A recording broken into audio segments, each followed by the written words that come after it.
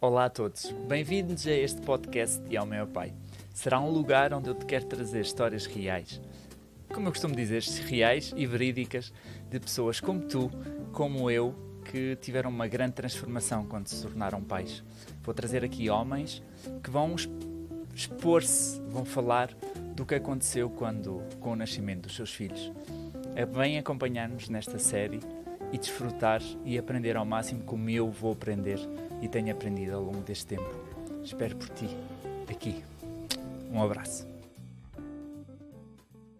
Bem, antes de mais, bem-vindos a mais um episódio de Homem a Pai. Estamos num outro país, estamos no Brasil, em São Paulo, e hoje temos um convidado que foi pai há 2 meses, portanto está tudo muito bem fresquinho. Eu podia estar aqui a tentar ler um currículo, mas gosto de apresentar as pessoas, por isso é que chamei de Homem a Pai. Portanto, primeiro um homem, depois um pai agora também, mas que é diretor de uma empresa que é da Estrela Galícia, é líder de muita gente e defende muito a licença de paternidade. E quero dar as boas-vindas ao Tiago Coelho. Obrigado por ter aceito o convite de estar aqui neste podcast. E também agradecer ao Rafael, porque se calhar se não fosse ele não estaria aqui. Liberou, né? E eu, à Noa e à minha família. E Tiago, mais uma vez obrigado. Bem-vindo. Eu que agradeço, Gonçalo. Super feliz de poder contribuir com esse tema que é importantíssimo pra gente e muitas vezes passa em branco, né? Que bom. Olha, antes de mais, gostava que te apresentasse assim uma coisa de uma forma muito simples. E como é que foi para ti este começo da paternidade, todo este processo? Era muito bom ouvir. Eu, Tiago Coelho, eu tenho 44 anos. Eu hoje sou diretor-geral da Estrela Galícia aqui no Brasil, que é uma cervejaria espanhola, que fica ali na região da Galícia, como o próprio nome diz. E, bom, eu sou casado pela segunda vez, né? Que dizem que é o triunfo do amor sobre a experiência. E eu acho que, na verdade, é a experiência com o amor que leva a gente a esse segundo passo, né? E tem um tema engraçado aí que minha esposa e eu, nós dois, em algum momento, tínhamos que nós não íamos casar. E nós casamos. Aí nós tínhamos que não íamos ter filho, nós tivemos filho. Eu falei, bom, qual que é a próxima coisa que a gente não queria para já se preparar? A gente já preparar o caminho. Mas, no nosso caso, a maternidade e paternidade, ela veio como uma decisão consciente que a gente precisava tomar. Nós não tínhamos realmente planejamento de ter filho ainda, então os dois tinham muito a cabeça do tipo, eu vou ser muito feliz se eu for pai ou mãe, se eu não for pai ou mãe também, não tem problema, não é algo que pra gente ia impactar tanto. Mal a gente sabia, né, que hoje a gente faz uma diferença brutal. E aí a Luciana, ela teve 2 miomas que ela tinha que operar, 2 muito grandes, que passa por todo um tema que eu acho que a gente vai falar aqui sobre a própria paternidade em si, mas as dores que ela tinha, que os médicos normalmente ao longo da vida dela falavam para ela que era normal ela sentir aquele tipo de dor, né? Até que nós encontramos uma médica, a doutora Marina, aqui em São Paulo, que ela falou assim, não é normal uma mulher sentir esse tipo de dor, né? E fizemos os exames todos, depois de anos a Luciana com essas dores. E aí nós tínhamos que tomar uma decisão nesse momento, que ela falou, olha, tem alguns procedimentos. Se você quiser ter filho, o procedimento é um. Se você não quiser ter filho, o procedimento é outro. Exato. E aí a gente falou, cara, antes como era uma coisa meio que poderia acontecer naturalmente ou não, agora já era algo que a gente tinha que sentar e ser consciente da decisão. E a gente ficou ali, acho que quase 1 mês e pouquinho discutindo sobre o tema. E a gente falou assim, vamos embora. Vamos lá, vamos fazer esse negócio acontecer. Então a Lu, ela operou, ela tirou os 2 miomas. E por que era frágil? Porque um deles ficava na parte de trás do útero, onde a musculatura, as fibras, elas não são lineares. Elas são muito misturadas. Então o ponto, ele na hora do parto, por exemplo, ela não pode ter parto natural. Parto vaginal. Uhum. Ela tem que ter a cesárea, porque o útero não pode dar dessa parte e fazer muito esforço. Okay.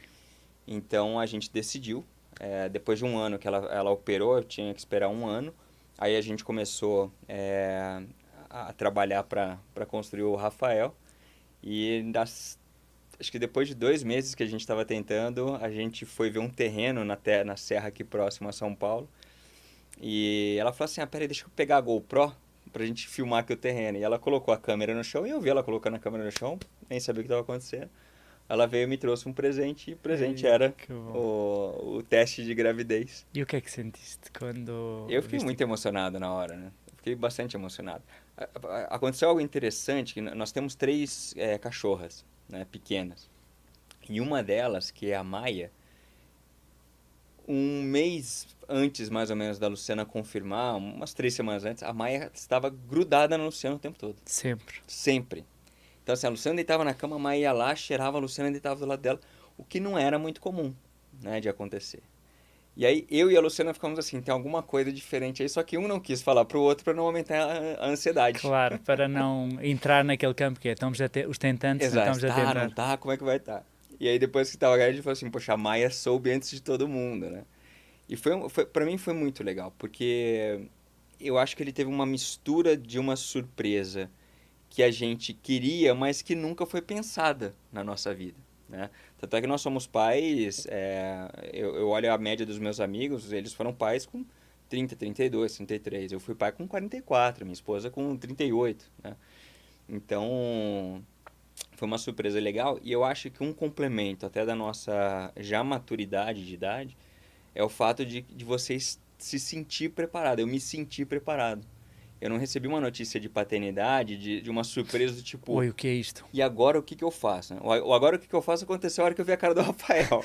Mas é um tema diferente. Já chegámos lá. Exatamente. Mas naquele momento era assim, eu acho que eu estou amparado psicologicamente, financeiramente, do ponto de vista de rede de amparo, que vai nos dar como família um conforto de poder ter o Rafael aqui na nossa família, né? Então, teve essas duas coisas interessantes. Uma felicidade muito grande, ao mesmo tempo, não é aquela felicidade misturada com a insegurança, assim, uma felicidade misturada com a Controlada. É tranquilidade, isso. né? Que a gente pôde seguir. Eu estava-te a ouvir, Tiago, e estava a pensar quando tu soubeste todo o processo da tua esposa por causa dos miomas, o quão importante nós, homens, estarmos informados, porque depois estarmos a acompanhar. Eu vou fazer este paralelo por causa da gravidez. Porque o facto de tu saberes esse processo todo, não é? Porque não é só um processo da mulher, não é? O saber que, ok, com esta condicionante nós queremos que, mesmo que seja cesariana, nós queremos ter esse processo. E eu chamou muito a atenção aquela do vocês estarem conscientes do que querem fazer e aquela felicidade que é e agora, mas é um e agora bom. E depois, como é que foi durante toda a gravidez, toda essa preparação por causa do acompanhamento médico, de todo este processo até ao momento do parto? Se podes seguir assim até aí, se quiseres, deixe-te... Você falou num ponto interessante desse processo inicial, porque foi algo... nós não somos preparados para ser pai. Pelo menos é o que eu sinto da minha vida. A gente Também não é sinto. preparado para ser pai. Então você tem dos comentários do tipo... A informação talvez mais útil, que na verdade é inútil, que você recebe, é que você não vai dormir a hora que seu filho nasce. É da Das únicas coisas que te falam, você não vai dormir mais. Que não necessariamente é verdade. Uhum. Né? Depende de cada ser humanozinho ali que tem na nossa frente. que não vem com o manual, não é? Exato. Mas quando eu olho para a Luciana, por exemplo, minha esposa, a cabeça dela na hora da gente ter que sentar e tomar essa decisão estava em outro lugar. A cabeça dela estava o seguinte: se para você essa decisão, eu, Thiago, né, o meu marido, ela não for consciente, ela não for muito clara, a gente simplesmente se aventurar e decidir que sim, o meu sentimento é que vai sobrar para mim sozinha ter que cuidar do Rafael. Claro. E é uma preocupação extremamente genuína das mães. Uhum. Né? Por tudo que a gente vive, por tudo isso que a gente vai falar, né? Das leis, como é que elas funcionam, o período de licença paternidade. Então, assim, esse para mim foi uma conscientização que eu não tinha. Eu não tive do meu pai, não tive de avô, não tive de amigo. Eu tive dela. Porque ela, como mulher, tem essa consciência do tamanho da responsabilidade que é ter um filho, porque para ela é passado isso. Uhum. Pela mãe, pela avó, pelas tias, pela sogra, por quem quer que seja, né? Para mim, esse foi o primeiro processo importante. E ele implica nisso que você falou, que do dia 1 que ela me mostrou ali o processo que a gente ia ter que passar de decisão, não era nem dela ter engravidado em diante, eu tenho uma participação natural e profunda em tudo isso. Claro. E não simplesmente, bom, deixa eu ver o que vai acontecer, vou lá, né, a gente tem a nossa relação para ter filho e fiz minha parte. Não é isso. Então, de acompanhar os exames dela em relação ao mioma, de como é que estava. A gente teve que armazenar óvulos, por exemplo, porque a gente não sabia como que ia ser o processo. Então, a mulher recebe uma dose hormonal enorme durante esse tratamento, né? Ela brinca comigo, ela fala assim, você foi ultra paciente nesse meu processo, né? Por quê? Porque eu estava preparado, claro. né? Claro. As pessoas me prepararam para aquilo. E aí, durante a gravidez, a mesma coisa. Eu acho que eu perdi, se eu não me engano, 1 ou 2 ultrassons, porque eu tava na Espanha quando aconteceu. Mas a gente teve o privilégio, a oportunidade tanto as avós, como em algum momento o avô e uma avó estarem juntos.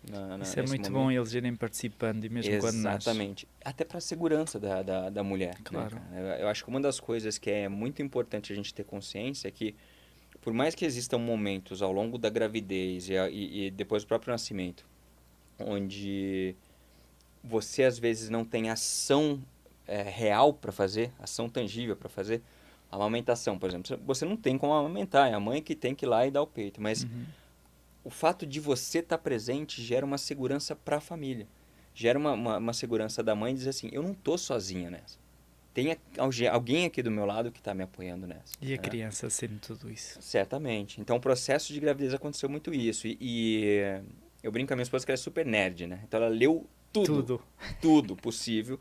É difícil ela tanta informação. E eu, como um bom homem displicente, não li nada, né? Eu não leio o manual de nada para ver como está acontecendo. Mas ela teve muita paciência em me explicar muita coisa, o que foi importante também para me liderar nesse processo, dado... Porque confiavas nisso dela, o que ela trazia era o suficiente para aquilo que tu querias fazer. Totalmente. E volto ao ponto, uma consciência grande dela, e é uma consciência social que a gente tem, de que o homem, infelizmente até agora, e é um papel nosso, acho que do teu canal ajudar nesse processo, precisa ter essas consciências que nós não tínhamos numa sociedade machista que a gente foi criado. Então, na minha cabeça, bom, filho nasceu, a gente vê o que faz. Né? Na cabeça da mulher, não. Tem tudo. 1001 coisas tem que eu tenho planeamento. que olhar. Elas têm departamentos bem definidos. Exatamente. Então, assim, ela foi uma super professora e muito paciente em poder me ensinar algo que ninguém durante a minha vida ensinou. E aí tiveram coisas muito legais durante a gravidez, né? As próprias vezes que a gente ia ver o ultrassom, por exemplo... uma das vezes ele estava com a mão no rosto e o médico apertou a barriga dela para ele se mexer. E ele tirou o rosto e ele franziu a testa. Ele baixou assim a testa. Claro. Aí ela virou e falou assim, é a tua cara. Porque eu normalmente quando eu gosto de alguma coisa eu faço assim com a testa. Falei, ó, já puxou o pai franzindo a testa, né? Não gostou. Como o processo também de estar próximo da barriga dela. Do Rafael na barriga. Então assim, eu conversava com o Rafael. Eu cantava pro Rafael. Né? Então, assim, tem as nossas... Everlong do Foo Fighters é a nossa música de casal, assim, né? Então, a saída do nosso casamento, no meu pedido de casamento para ela. E no nascimento do Rafael tava. Então, eu cantava Everlong para ele na barriga. Isso é tão importante. Cantava samba, porque eu gosto de rock e de samba, né? Tem os dois... Que é muito próximo, não é? Exatamente. Então, cantava para ele. Então, assim, isso me ajudou num processo de proximidade que... os pais normalmente acabam não tendo, se não forem conscientes disso. E de uma proximidade que ela ainda não é natural como é a da mãe. A da mãe, aquela proximidade, ela não tem coisa igual. Não, ela é gerado lá, não é? Ela sente cada coisa. Ela sente para onde a perna está mexendo, ela sente que... ela sabe o que está acontecendo dentro dela. Então, a ligação com ela, com aquela criança, é muito grande. A gente se prepara, ou deveria se preparar para uma ligação como pai. Porque ela não tem essa mesma naturalidade, né? Ela muda no momento do nascimento, né? Não necessariamente, inclusive, na mesma hora, mas ela muda nesse momento. Então, eu tive a oportunidade por toda essa segurança que eu falei, né? De maturidade, do momento de carreira que eu tô, que a Luciana tá, de como a gente teve da empresa, das duas empresas, a liberdade de poder ter uma licença paternidade e uma licença maternidade adequadas, né? Talvez não ideais ainda, mas já mais adequadas claro. Para fazer isso, de me aproximar do meu filho antes dele nascer e depois esse processo ser um pouco mais natural de aprendizado com ela e de aprendizado de coisas que talvez eu não teria naturalmente dado a sociedade que a gente é criado, né?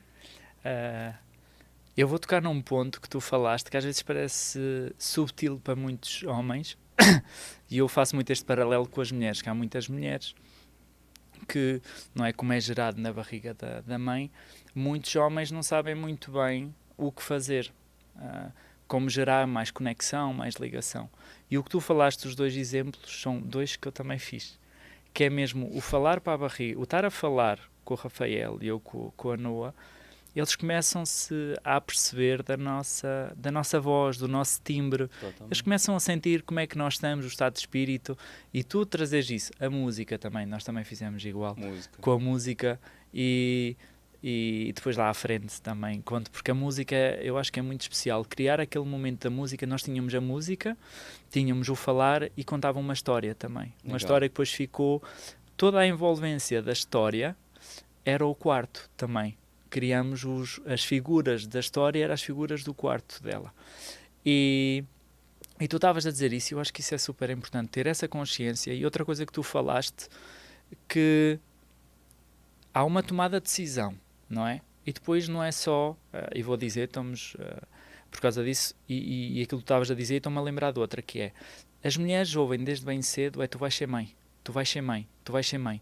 É como se tu tens que te preparar para um dia ser mãe. Exatamente. Ninguém diz que tu vais ser pai. Tu tens que trabalhar. Tu tens que sustentar a família. Mas trabalhar, sustentar, mas já há um pai antes, não é? Exatamente. E esse exemplo que tu estavas a dizer é super importante. E toda esta construção que tu fizeste tem um impacto grande. Sim, E tu tens essa informação, não é? Agora passa a bola, que é a chave para mim sempre deste podcast, e tem sempre muitos outros temas, que é o momento do parto. O que é que foi, não é? Há esta preparação, há aquele momento em que nós temos dificuldade em estar próximos da mulher e às vezes há aqui esta dança entre o homem estar, entre a mulher não estar a perceber muito bem o que é que está a acontecer, mas como é que foi para ti o momento do parto? Aquele momento quando tu viste o Rafael, quando o trabalho de partos aconteceu, pronto, não sei como é que foi, mas gostava de ouvir do teu coração, porque é uma coisa que acho que é recente, mas quando se fala nisso acho que fica muito presente. Foi muito legal. Da parte da gravidez até chegar no parto, uma coisa que você falou que a gente não aprende nada, né? Ou a gente é muito pouco ensinado sobre isso. Para alguns amigos meus que perguntam, eu sempre falo assim, bicho, faz alguma coisa. Durante a gravidez, depois da gravidez, depois que você nasceu, sempre busca alguma coisa para fazer que tem. Então, no meu caso, por exemplo, era buscar água para a Luciana. A Luciana tá amamentando, ela tá morrendo de sede, cara. Eu fico lá, outro dia eu comprei uma garrafa desse tamanho e minha família inteira zoou comigo, né? Me sacaneou. Pra que comprar garrafa desse tamanho? Agora ela tá tomando a garrafa, tá vendo? Pra que comprar garrafa desse tamanho? Claro, porque e a hidratação é super importante. Exatamente. A obstetra fez uma orientação muito legal pra gente como seria o processo de nascimento. Porque para nós era muito importante, principalmente para Luciana, o nascimento dele ser humanizado, né? Ela ter um parto humanizado. E ela orientou para a gente, olha, como a gente tem que fazer uma cesárea, o que vai acontecer? A primeira coisa que eu vou fazer, eu vou tirar a cabeça do Rafa. A primeira coisa que vocês vão ver, por quê? Eu vou deixar só a cabecinha dele fora um pouquinho, para ele entender assim, eu não estou mais lá. Porque uma criança que vai nascer do parto vaginal, ela tem as contrações. As contrações estão avisando ela que ela vai mudar de ambiente. Nascer. É isso mesmo. No nosso caso, o Rafa teve que nascer 2 semanas antes porque ela não pode ter contração. Então, ele não teve aviso que ele ia nascer. Exato. Esse é o primeiro contato dela. E que são essas coisas interessantes que a gente precisa atender. Porque eu preciso estar consciente que se a hora que eu olhar para a barriga da minha esposa naquele momento, tiver só uma cabeça para fora, tem um sentido daquilo que está acontecendo. É ótimo ter essa informação. Exatamente. Aí eu vou tirar os braços, depois eu tiro as perninhas dele. Ele com o cordão vai com a Luciana. Ela vai ficar com ele ali no Golden Hour, o tempo que ela quiser ficar com ele. E aí eu vou, depois de um tempinho que a Luciana já tá um pouco mais calma, tudo, eu tiro ele. E aí, se você quiser, você corta o cordão umbilical. Eu falei, lógico que eu quero. Claro. Eu tenho menor Como dúvida. não? Como não? Exatamente. Não precisava nem perguntar, né? Era só na hora chamar. Então, esse seria, no mundo ideal, o processo. O que aconteceu no processo do nascimento? A Lu sentiu muitas dores, mesmo com anestesia, ela sentiu muito do parto. Ela sentiu muita dor. Então, eu estava sentado uma das coisas muito legais que a gente fez e que volta ao ponto que nós homens não entendemos, né? A Luciana quis se despedir da barriga dela. A minha mulher também. É algo que para elas é natural, porque aquilo ali é parte de quem ela é. Aquele filho até aquele momento é parte de quem ela é. É quase que uma Uno. pessoa, Sim. exatamente. Pra gente, tipo, vai nascer legal, cadê? Eu quero ver a criança, né? Eu quero ver a cara da pessoa. Pra ela não, então a gente ficou ali, ela se despediu, né? Ela chorou se despedindo, eu também me emocionei no momento que É estava. uma, Então, você tem essas conexões que você tu não fazes foi parte ensinado para disso. ser, exatamente. E aí nos despedimos, abriram a barriga dela, ela sentiu muita dor durante o processo. Então, a hora que o Rafa nasceu, ela conseguiu ver ele um pouquinho, ele veio pro peito dela e ela desmaiou. Ok. Então, assim, naquele momento, eu tava do lado dela, sentado, eu vi que ela tava abraçando o Rafa e que de repente ela amoleceu. A hora que ela amoleceu, eu comecei a chamar ela. Falei, Lu, acorda, você tá acordada? Eu comecei a dar tapinha no rosto dela, né? Aí eu falei pra anestesista, ela desmaiou. Como os sinais dela estavam atrás da gente, o computadorzinho, eu vi o coração, não tinha mudado, tava tudo bem, eu não me desesperei e eu, olha, Mas obviamente, no meio daquilo sentiste, claro, não é? não, e quando em Roma, faça que nem os romanos, né? Então eu Claro. olhei para os médicos estavam calmos, eu também me acalmei um pouco. Falei, então, Está né, não saiu controlada. nenhum médico correndo para buscar nenhum equipamento, nada. Aí a anestesista deu mais uma dose para ela de medicamento, pediu para vir um cobertor para aquecer um pouco dela, para não abaixar a pressão. E aí nesse momento tiveram que tirar o Rafa dela, porque ela já não estava mais vendo. Então, a Lu passou por uma transição no momento que ela estava quase desmaiando, até ela desmaiar, que ela começou a pedir desculpa, por exemplo. Desculpa, meu filho, que eu não tô conseguindo ficar com você. Aí eu falava pra ela, não precisa pedir desculpa. Você não precisa pedir desculpa. E pra mim, essa parte tem algo muito interessante de aprendizado, que é isso. Essa coisa que pra gente é desconhecido. Pra ela, tava impactando como o papel de mãe não tá acordada ali naquele momento. É logo esse sentimento que as mulheres têm que É estão a muito falhar. É natural, incrível, né? não é? Então, assim, a minha presença ali naquele momento talvez deu para ela, talvez não, muito provavelmente deu para ela, algum conforto de que se ela não tá ali naquele momento, se Tá ela o desmaia pai. alguma coisa, ele tá aqui do meu lado, né? Tá aqui para me ajudar. Isso é tão importante Isso é para muito elas. importante, porque essas são as conexões de família. Família, no final das contas, se eu lembrar meus pais e os meus irmãos, são pessoas que eu sei que eu posso ter absoluta confiança. Se eu for cair pro lado, alguém vai me segurar, né? E aí, então, o Rafael tirou o Rafael.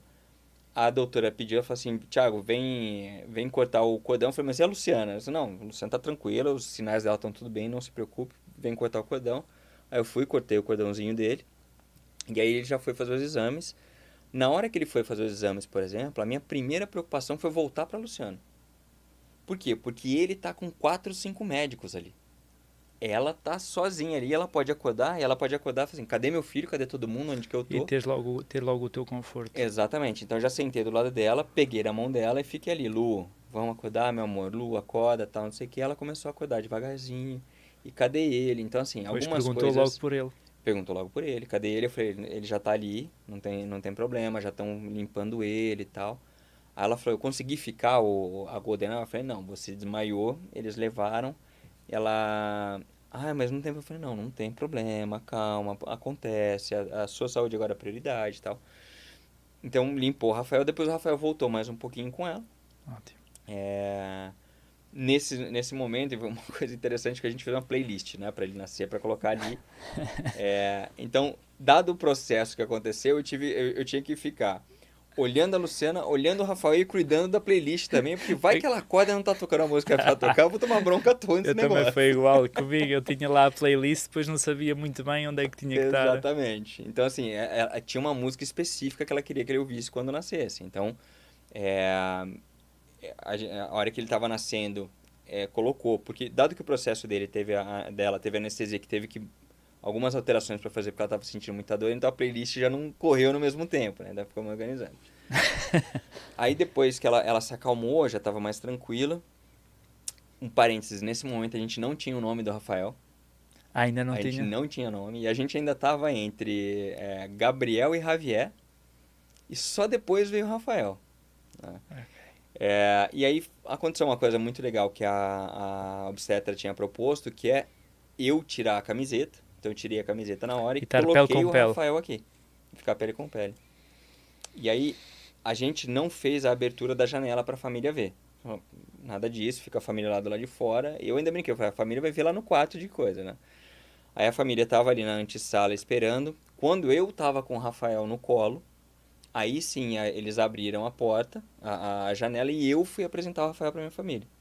Então eu mostrei o Rafael um pouquinho, todo mundo viu, ficou muito feliz, foi 2, 3 minutos, aí fecharam as cortinas, eles foram pra sala, eu voltei com o Rafael, e aí depois as enfermeiras pegaram o Rafael.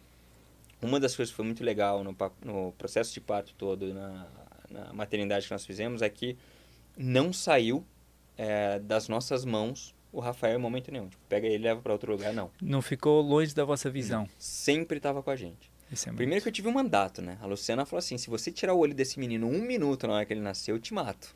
Então, assim, eu já tinha uma ameaça Já de morte. estava, já Exatamente. estava. Eu já tinha uma ameaça para ficar de olho no Rafael, mas ele estava sempre com a gente. E aí, quando nós saímos da sala de parto, que nós estávamos esperando para ir naquela série de recuperação, aí a gente olhou um pra cara do outro e falou assim, bom, a gente tem que dar um nome para ele, né? Agora Se calhar convém, não é? já tá aí, né? Aí a gente falou, poxa, Javier, se a gente muda, sei lá, um dia para os Estados Unidos, ninguém consegue falar direito, aqui vai chamar de Javier, porque é espanhol, e o nosso, o médico que faz o ultrassom, o nome dele é Javier também. E a gente perguntou, doutor, como é que foi na tua infância chamar Javier? Ele falou assim, horrível, não façam isso com seu filho. E aí a gente falou assim, cara, Rafael começou a crescer na gente, né? E eu falei, vamos de Rafael, vamos de Rafael.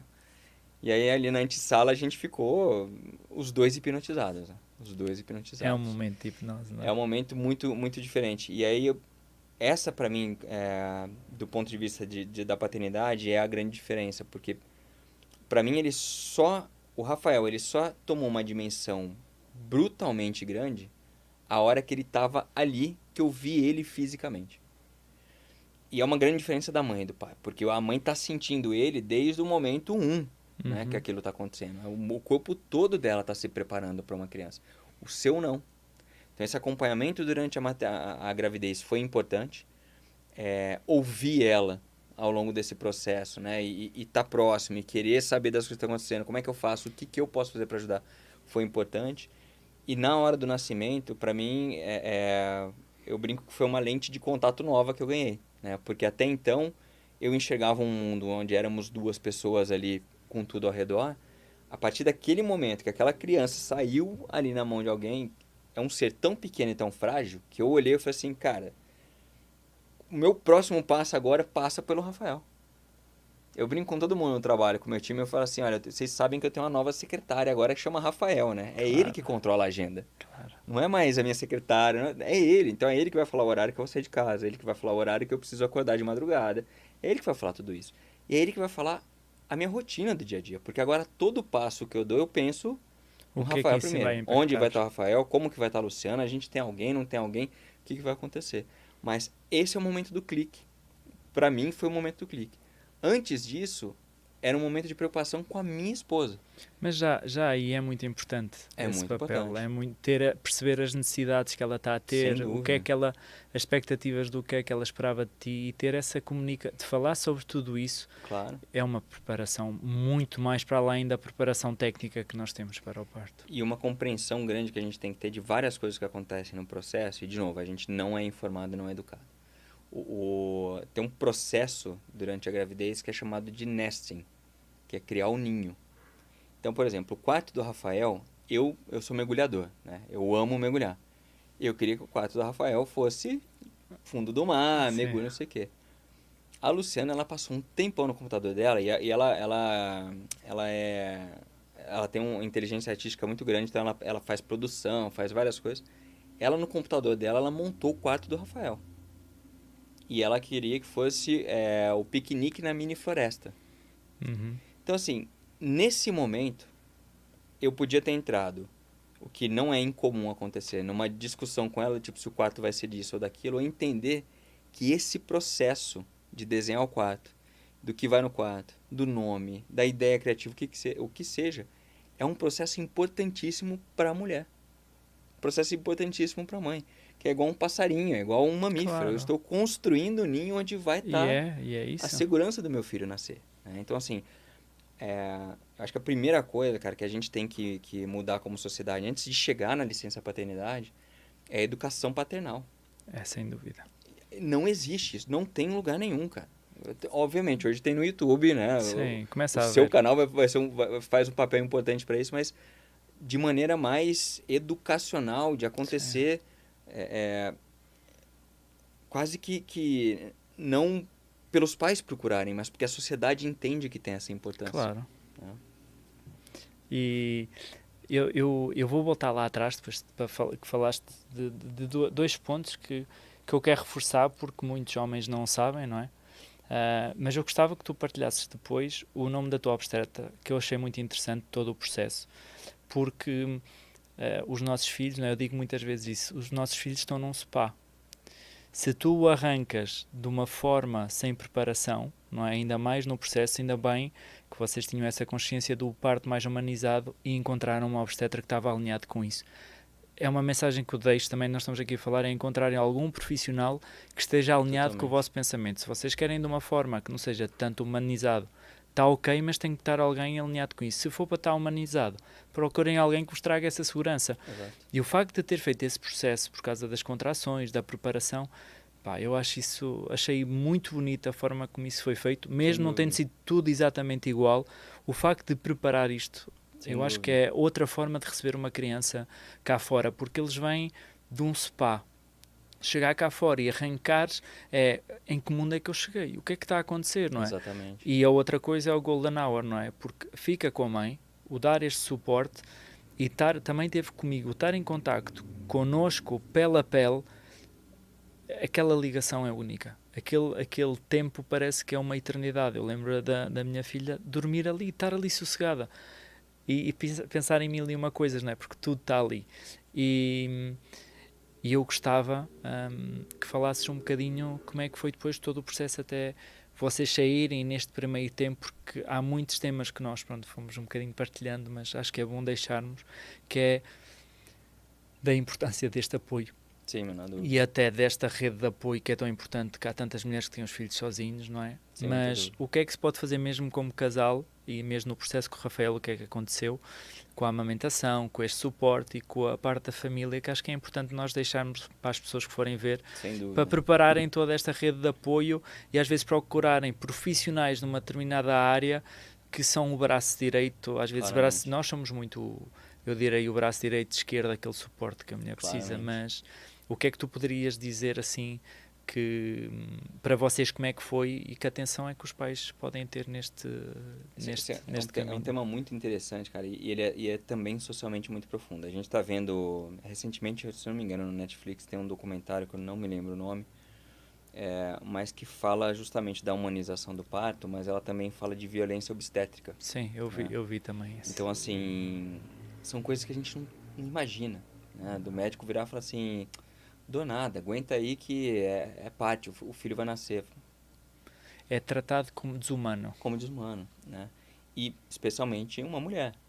Né? Então, assim, as mulheres, elas são tratadas tem essa dualidade, né, da maternidade, que é você ser mãe é algo natural, mas dentro dessa naturalidade, uma interpretação equivocada e quase não, é arcaica, de que você sentir dor, você passar mal, tudo isso faz parte e tudo bem. Não é. É só quando é inevitável. Pois, parece que é uma frase que é natural, que está tudo Exatamente. bem. Não estando. Não estando. Então, assim, no parto, a Luciana sentindo dor, não é normal sentir dor.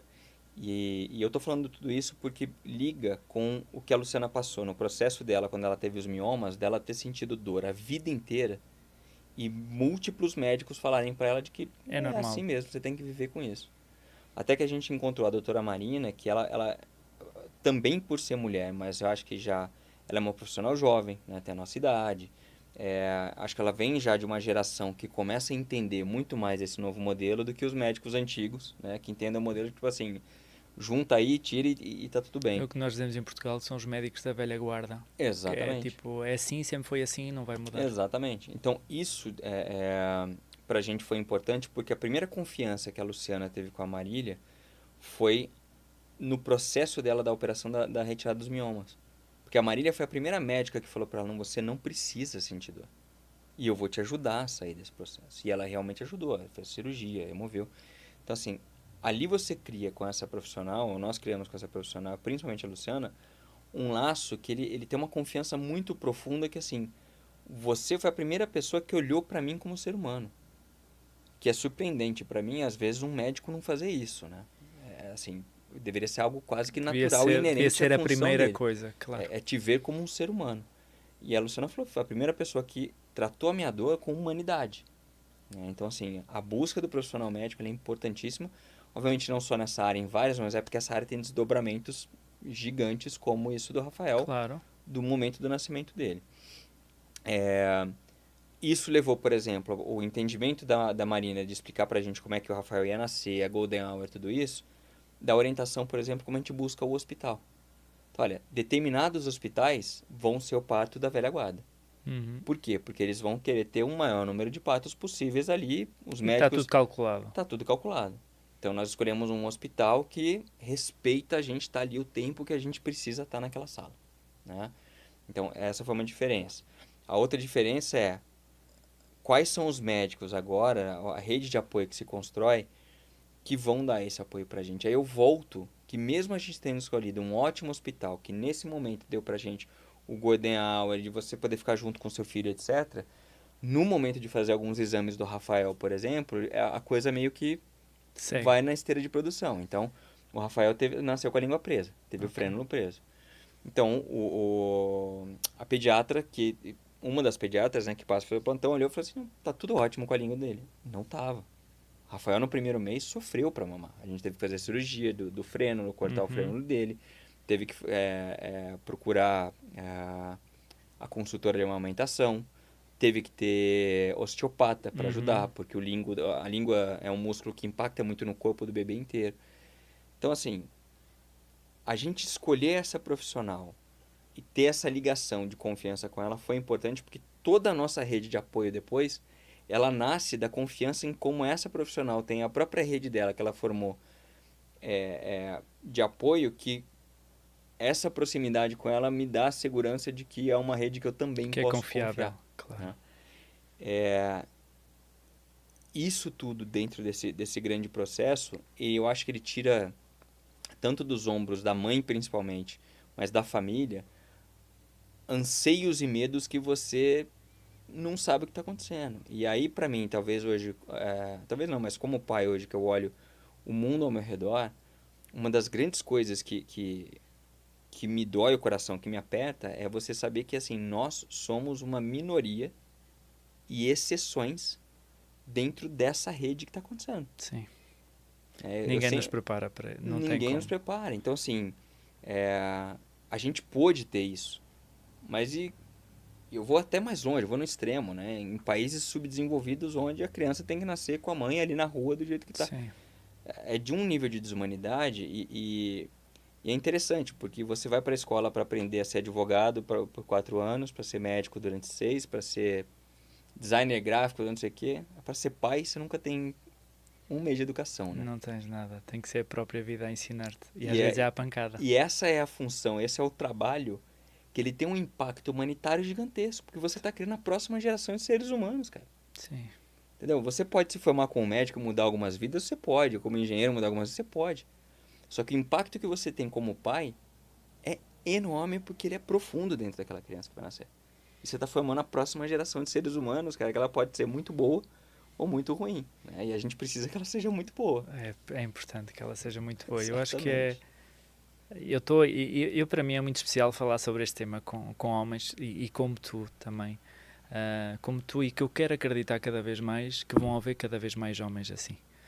Que estejam no parto, que se preparem, que tenham consciência, que procurem uma rede de apoio. Aquilo que tu estavas a dizer, eu vou reforçar um bocadinho por causa do que falaste do freio, por causa da amamentação, porque aconteceu isso também com a Noa, que teve o freio curto, só passado um mês é que foi cortado. Tem um impacto enorme para a alimentação, para a fala, aquilo que tu falaste da osteopatia. Nós só quando a criança nasceu é que pensamos, é que depois soubemos que ajuda também para a amamentação, que seja a parte musculoesquelética da cabeça, da língua, da face, tem um impacto brutal. E isso é muito importante, porque nós já não temos a preparação, não é? Depois, quando nos preparamos, acontece muito, só nos focamos na gravidez e no parto, e ninguém nos alerta do que é o puerpério. Exatamente. É um mundo completamente... Isto já é um mundo novo quando nos estamos a preparar. Quando somos pais, não tem manual, não tem como e temos tudo isto. E eu gostava de ouvir de ti também, assim, antes de eu fazer a pergunta final, que é que nós...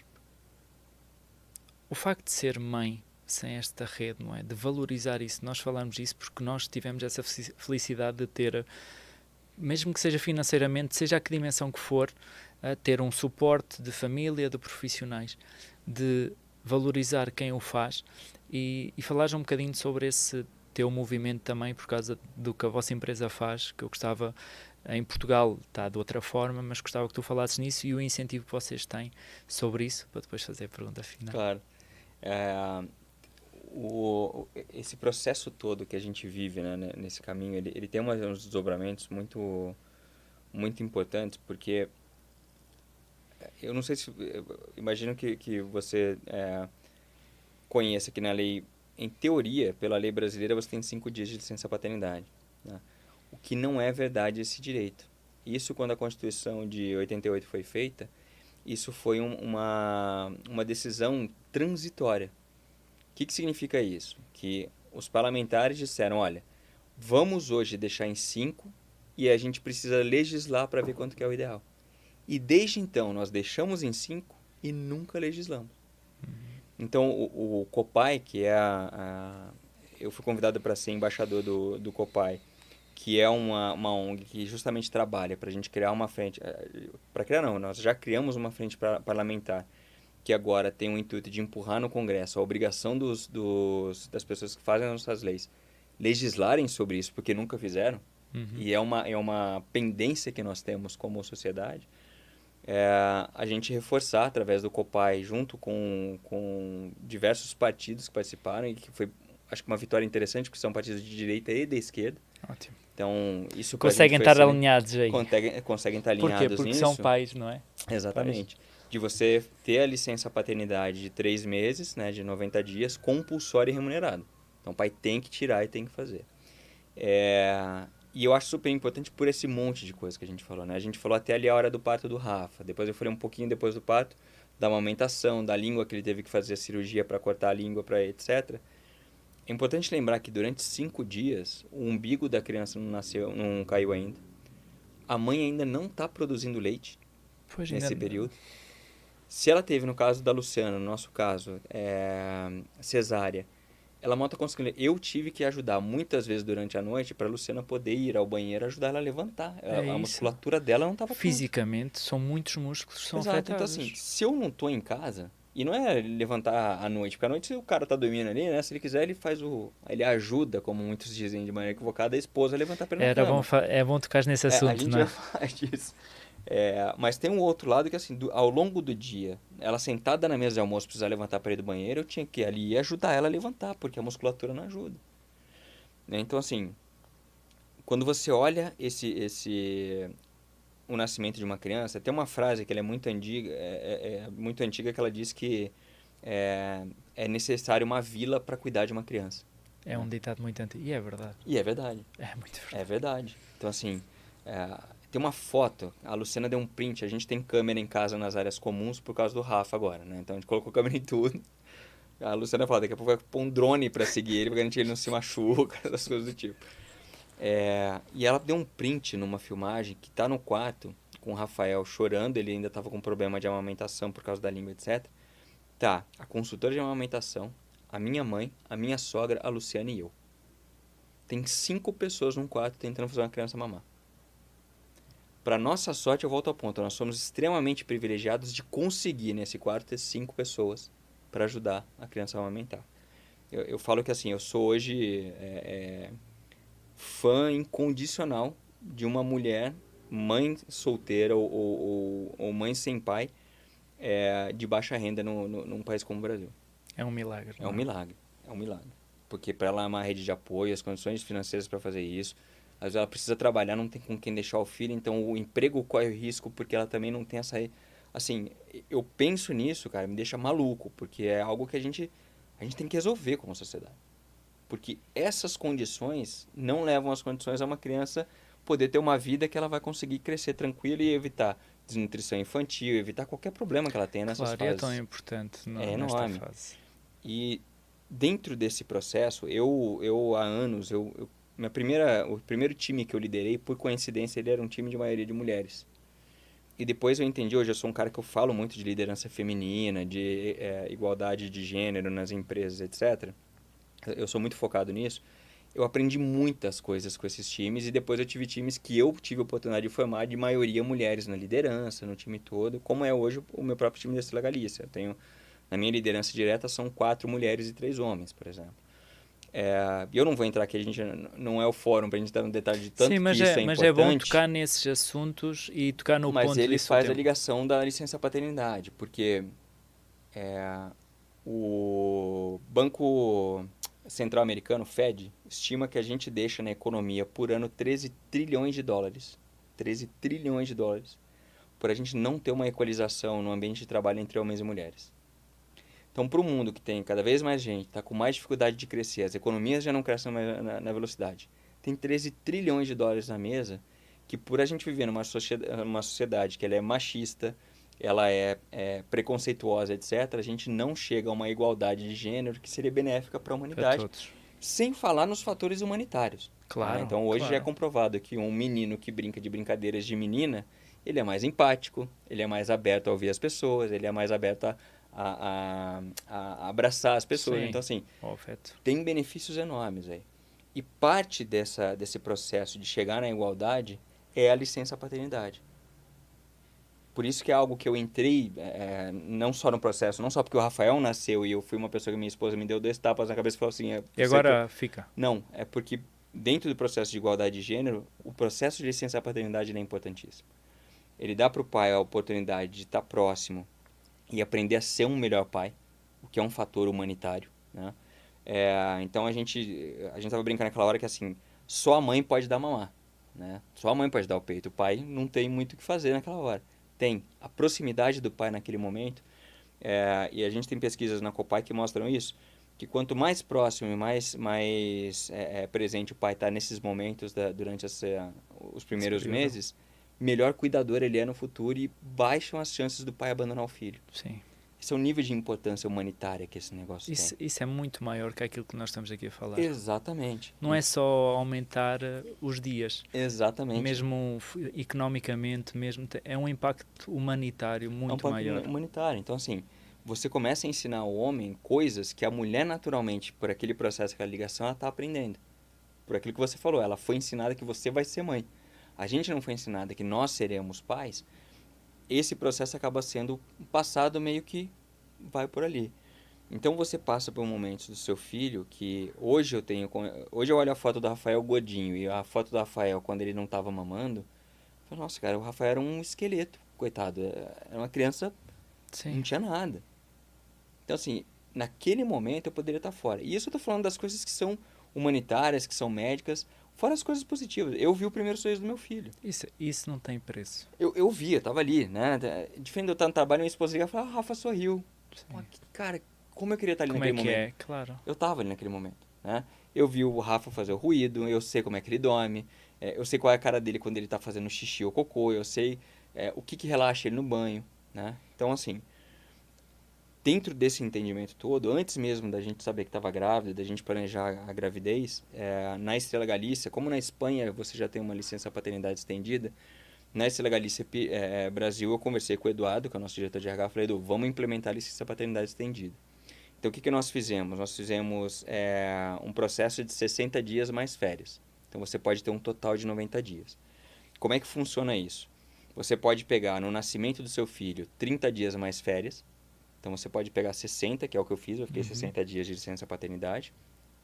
Depois de 3 meses, você pode pegar, a partir daí, mais 30 dias. Okay. Por que a gente decidiu não ser direto? Primeiro, para a gente testar qual que é o impacto. Mas mais importante que isso, porque normalmente esse período dos 3 meses pós é quando a mãe está voltando a trabalhar. Então a gente quer que o pai, nesse momento de volta, ele seja o primeiro cuidador. Que é uma outra diferença que a gente não tem. Eu sei, Thiago, hoje, conscientemente, que neste momento, e nos meus primeiros 2 meses que eu tive com meu filho, eu sou o segundo cuidador. O primeiro cuidador é a minha esposa. Sim. Né? Nesse momento, aí eu vou ter a minha experiência daqui 3 meses, que eu vou ser o cara que agora tá ali, e minha esposa lá no trabalho dela, e assim, o que eu faço, como é que eu me viro aqui, porque nem as mesmas ferramentas que ela eu tenho, mas eu tenho que desenvolver para estar ali presente. Então, nessa busca da igualdade de gênero, tem um entendimento da empresa e nosso muito grande, tanto do RH como do time todo, que a licença paternidade ela é importante para isso, para dar segurança para a esposa, o fator humano de você estar perto do seu filho. A gente entende que as pessoas, os homens voltam mais produtivos, voltam mais felizes. Eu voltei. Voltam com mais ideias sobre o negócio, porque você acaba, querendo ou não, Expandir. saindo do dia a dia daquele coisa. Então, assim, durante esses 60 dias eu participei de algumas reuniões? Participei. Eu sou diretor-geral da empresa. Claro. Mas 90% do tempo eu estava dedicado para o meu filho.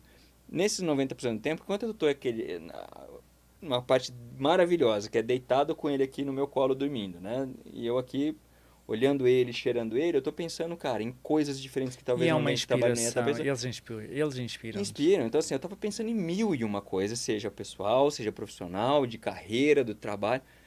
Você tem um determinado momento, se eu posso chamar de ócio criativo, que aquilo ali tá te dando uma energia gigantesca. E a gente passa em branco como E o cheirinho ser a humano. bebé é maravilhoso. Não é? Estou a Exatamente. dizer isso. E outras lentes que tu estavas a falar, estás com outras lentes. Com outras lentes. Para poder olhar para certamente. outras coisas. Então, a decisão que a gente tomou aqui para a equipe do Brasil foi essa. E eu tive, quando eu fiz a publicação no LinkedIn sobre isso, várias pessoas, 98% homens, né, caíram perguntando, mas e aí, o que acontece com a empresa? A empresa vai quebrar? E uma empresa, por que isso é fácil para uma empresa grande? Se a Galícia no Brasil ainda não é uma empresa grande. Nós estamos começando no Brasil. Né? É uma empresa grande na Europa.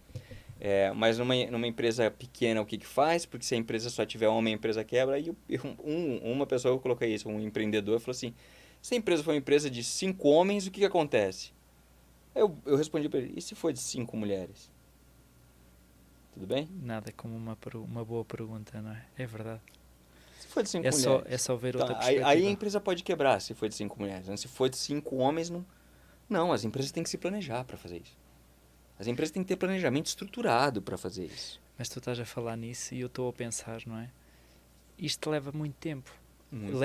Leva isto, não é? Esta nova forma de pensar vai levar o seu tempo até ter um impacto lá na frente, mas vale a pena Claro. fazê-lo agora. E a gente... Eu tenho uma palestra que eu dou normalmente que eu falo dessa parte de quanto que a gente está perdendo pela falta de igualdade de gênero no ambiente de trabalho. Mas tem uma parte interessante que a gente muitas vezes não olha e deixa passar em branco de toda esse mundo que a gente está falando de licença maternidade, licença paternidade, planejamento, que como executivo, cara, eu acho que isso é indisputável. O que eu vou falar aqui agora, eu acho que pouca gente vai virar para mim e falar, mentira, você está errado. A minha função como executivo é gerar valor para a minha organização e para o meu shareholder. Não tem outra coisa que o Thiago tem que fazer. Tem que gerar valor para essas duas coisas, para a empresa e para o dono dela. Né? Eu acho que se você é um executivo e está na empresa e não está fazendo isso, a gente tem um problema. Alguma coisa não está bem. É esse. Dado que essa é a minha função, se igualdade de gênero gera melhores valores, melhores resultados, tanto sociais como financeiros, eu não estou fazendo por quê? Essa é a minha função, claro, é e meu há dados trabalho. nisso, claro. Então, assim, é uma conversa que, se você quer achar que isso é uma bandeira comunista, de esquerda, você não precisa entrar por aí. Não. Entra na parte capitalista. Volta ao ponto. O Fed, o Banco Central Americano, não deve ter instituição mais capitalista no mundo, né? Disse, nós estamos, por falta de igualdade de gênero, perdendo 13 trilhões por ano. São números concretos. Então, assim, se a gente for falar de número e você olha para as empresas e fala assim, nossa, mas aí licença paternidade dos homens, o cara vai sair mais tempo.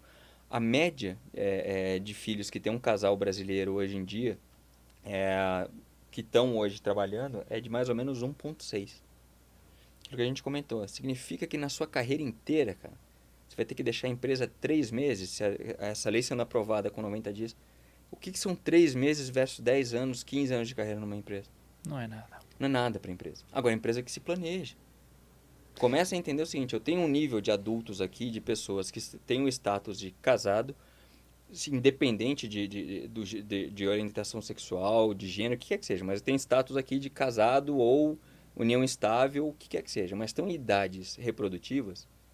Essas pessoas aqui, eu tenho que assumir no meu orçamento de Kevin que elas têm alto potencial Que há serem uma pais. percentagem de ser pais, claro. Quanto é que é isso? Quanto que eu tenho que colocar no meu orçamento?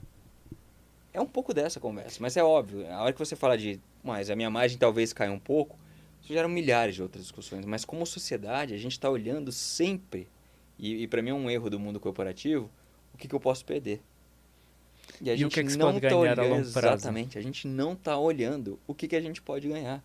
Esses 3 meses significam uma sociedade, um mundo melhor lá na frente. E aí, vamos ser pragmáticos então como executivo, significa um melhor mercado consumidor, um consumidor mais consciente, um consumidor que vai se ligar mais à minha marca, porque a minha marca está envolvida com a qualidade de vida da humanidade, da sociedade em que a gente vive? E as pessoas, eu falo por mim, querem cada vez mais marcas humanizadas. Totalmente. Não tem, Claro que sim. não tem como. Tiago, quero ter esta. Acho que é muito bom falarmos deste. Às vezes parece que é um impacto muito maior. É um impacto muito maior do que nós imaginamos. Mesmo Exato. na felicidade, a forma como aquilo estavas a dizer, de estás no início, os pais estarem no início na vossa empresa, é como estão a ter um treino de cuidado para quando ficarem com o filho. Nós estamos a aprender a ser pais. Exato. Sou pai de uma menina de 3 anos, eu estou a aprender, não é? Eu estou neste cuidado e quero aprender, tu estás nesse processo. E quero-vos dar os parabéns por esse movimento que estão a ter. Então, Gonçalo, tem algo muito importante nessa conversa toda. Você é pai de uma menina, né? Eu sou pai de um menino. Eu considero que eu tenho um trabalho adicional ao que você tem hoje. Porque a sua filha vai nascer ouvindo de todo mundo que ela vai ser mãe, que ela vai ser mãe, que ela vai ser mãe. Eu tenho um papel Tens de construir importantíssimo, isso. assim como todos os pais e mães de meninos, a começar a construir isso. Eu tenho que educar o Rafa sobre isso. Eu tenho que educar o Rafa como é que ele é um melhor homem para a nossa sociedade, como ele deixa a masculinidade tóxica para trás. E a gente pode ser homem sem ter vergonha de ser homem, porque nós somos homens melhores. Sem dúvida. Né? E que ele aprenda isso que eu aprendi no nascimento dele. Que eu possa sentar com ele no momento que ele tiver falando assim, poxa pai, eu acho que a gente está se programando para ter um filho, puta, senta aqui. Deixa eu te contar um monte de coisa legal. Ter essa conversa, poxa, quem... Estás a imaginar isso com o teu pai Entendeu? ou eu com o meu pai? Olha, Exato. eu tive estas dificuldades, foi assim, se calhar podes fazer assim. E deixa eu ter uma conversa muito legal com você. Cara, vai acontecer isso. E essas coisas legais que vão acontecer, elas vêm com essas responsabilidades, com essas atenções que você precisa prestar no meio do caminho, com isso que você precisa olhar. Olha, não esquece dessa parte. Assim como as mulheres fazem isso, nós pais, e nós pais de homens principalmente, a gente tem que começar a mudar o nosso comportamento. Porque a sua filha vai ouvir de todo mundo na sociedade que ela vai ser mãe. O meu filho não necessariamente. O meu filho vai ouvir que ele vai ficar acordado no primeiro ou segundo mês do filho dele. Claro. E é isso que a gente tem que mudar na sociedade pra frente. Eu acho que tu respondeste, mas eu vou-te deixar uma, que é: que mensagem tu dirias a um futuro pai? Cara, seja um eterno aprendiz, cara. A gente fala hoje do long life learning, né? Pra tudo. Seja pro teu filho, pra tua paternidade. Eu acho que seja para o teu filho em primeiro lugar e para ti. Acho que isso é muito para ti. Exatamente, porque assim, é fácil você falar assim, eu quero aprender todo dia mais sobre o meu negócio, sobre o que quer que eu faça. Cara, vai aprender todo dia mais como ser o melhor pai. Porque esse resultado, ele é um resultado humanitário. Eu não canso de estressar isso que eu falo, porque a gente fala muito da economia, de dinheiro, desse monte de coisa. A gente precisa de um planeta habitado por uma raça que seja cada vez melhor. Esse planeta vai estar aqui muito depois da gente ir embora. Alguém vira e fala, eu sempre ouço, a gente sempre ouve, tipo, temos que cuidar do planeta. Não, cara, o planeta ele vai se cuidar sozinho. A gente tem que cuidar da nossa raça. A gente chegou num patamar como raça dominante desse planeta porque a gente tem um nível de inteligência que ele é brutal e que hoje a gente precisa ser mais consciente em utilizar ela para perpetuidade dos nossos filhos, da nossa família, da felicidade da sociedade. E vai aprender a ser pai, cara. E continua aprendendo todos os dias a ser pai. Porque um mês não é igual ao outro, um dia do seu filho não é igual ao outro. Então, assim, ontem você ficou com ele meia hora no colo fazendo shh, ele dormiu. Hoje você vai ficar 1h30 fazendo shh, ele não vai dormir. O Rafael, eu fiz isso, semana passada aconteceu isso. Sábado eu tava shh, o Rafael dormiu. Eu tenho 3 momentos que são meus com o Rafael. De manhã, a hora que ele acorda, eu fico um pouquinho com ele, antes de eu sair pra trabalhar. E a hora que eu volto do banho até ele mamar e depois de dormir, ele tá comigo, né? Então eu que dou banho nele. Então, sábado, dormiu. Domingo eu e o Rafael nada de dormir. E ele olhava pra minha cara e dava risada. Ele olhava pra mim e ria, aí eu olhava assim, Rafa, dorme que sua mãe vai chegar aqui, vai achar que eu tô brincando com você. Ela vai me dar uma bronca. Como é que tá? Ai, aquilo está a tocar. É o... Ah! Dá um pause ali. Foi bom esta. A gente tem mais 5 minutos, não tem problema, a gente corta. Dá para cortar, não dá? Dá. Então, assim, a minha mensagem é essa, cara. Seja um eterno aprendiz como pai.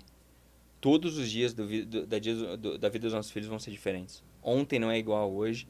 E, assim, acho que meu pai me deu uma dica importante, diferente dos meus amigos, que foi muito legal de entender. Ele virou e falou assim, seus amigos falam que nos primeiros meses você não vai dormir. Eu vou te falar uma coisa, você não vai dormir pro resto da sua vida. Ou seja, o sono do meu pai não é o mesmo que o sono dos meus amigos. O sono dele é a necessidade que eu tenho de ter uma preocupação contínua com aquele ser humano, cara, que ele vai estar aqui por muito mais anos, se Deus quiser, do que eu, e que ele precisa ser melhor do que eu fui. Então, assim, pra mim esse foi um aprendizado importante. Eu falo pra todo mundo, aprenda todos os dias. Garanto que você vai aprender uma coisa nova todos os dias, cara. E muito. Acho que é o melhor curso da vida, é ser pai. Olha, Tiago, eu adorei estar aqui Igualmente. a conversar contigo. Foi um gosto. E obrigado por teres vindo cá. Obrigado pelo movimento que estás a fazer. Um assunto muito gostoso de falar e eu adoro contribuir, cara. Se é para um mundo melhor, assim, é nosso papel. Eu acho que estamos a fazer isso. A gente tem que olhar lá no final, nosso último respiro, pelo menos é a minha opinião, né? Olhar para trás e falar assim, poxa, valeu a pena. Ajudei. Alguns grãos de areia eu consegui colocar ali que vão ser bons pra gente. Eu acho que começa por aí, por casa. Exatamente. Obrigado. Foi uma conversa muito boa. Espero-vos no próximo episódio de Homem a Pai. Um grande abraço. Um abraço, sucesso a vocês. Obrigado. Obrigado.